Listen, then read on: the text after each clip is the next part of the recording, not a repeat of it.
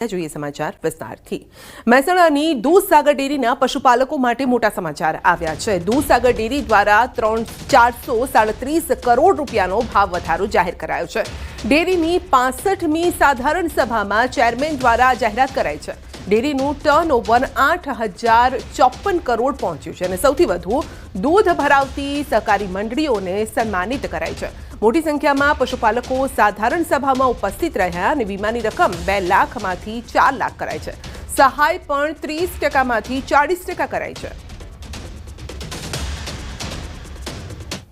આ વખતે 437 કરોડ રૂપિયા આ વધારો જાહેર કરવામાં આવ્યો છે। એના કારણે પશુપાલકોમાં ખૂબ ખુશી વ્યાપી છે। પ્રતિ કિલો ફેટે લગભગ એવરેજ તમે ભાવ ગણો તો 982 રૂપિયા જેટલો આજનો આખરી ભાવ થાય છે અને એનો જે વીમો અકસ્માતનો જે પશુપાલકો લેતા હોઈએ છીએ જે 2 લાખ રૂપિયા હતો એ અકસ્માત વીમો 4 લાખ રૂપિયા કરી અને પશુપાલકને એ પણ એની અંદર ખૂબ મોટો રાહત થશે એ રીતનું આજે કામ કર્યું છે। સસરાના ફોનથી દારૂ મહેફિલ માણતી વહુ પકડાઈ ગઈ છે। સુરતના ડુમસમાં દારૂની મહેફિલ અંગે મોટો ખુલાસો થયો છે। સસરાના ફોન બાદ વહુ સહિત 6 લોકો પકડાયા છે। ડુમસમાં વીકેન્ડ એડ્રેસ નામના હોટલના રૂમ નંબર 443માં ચાલી રહી હતી દારૂની મહેફિલ, જેના પર પોલીસે દરોડો પાડ્યો અને આ મામલે એક સસરાએ પોતાની વહુ વિરુદ્ધ પોલીસને જાણ કરી હતી। ઘટનાની માહિતી મળતા ડુમસ પોલીસ તાત્કાલિક સ્થળ પર પહોંચી અને સ્થળ પરથી 4 યુવકો તથા 2 યુવતીઓને દારૂ પીધેલી હાલતમાં ઝડપી પડાયા છે। આરોપ છે કે યુવતીએ પોતાના મિત્રોને સાથે રાખીને વીકેન્ડ એડ્રેસના રૂમમાં બિનકાયદેસર દારૂ પાર્ટી યોજી હતી અને સ્થળ પરથી પોલીસને વિદેશી દારૂની બોટલ, દારૂ ભરેલા અને ખાલી 8 ગ્લાસ, રૂપિયા 2.55 લાખના કિંમતના 7 મોબાઈલ ફોન મળ્યા છે।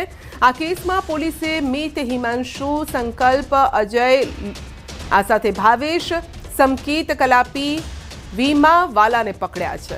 તો 2 મહિલાઓ પૈકી એક યુવતી આરોપીના પુત્રની પત્ની છે અને બંને યુવતીઓ પણ દારૂના નશામાં હોવાની પુષ્ટિ થઈ છે।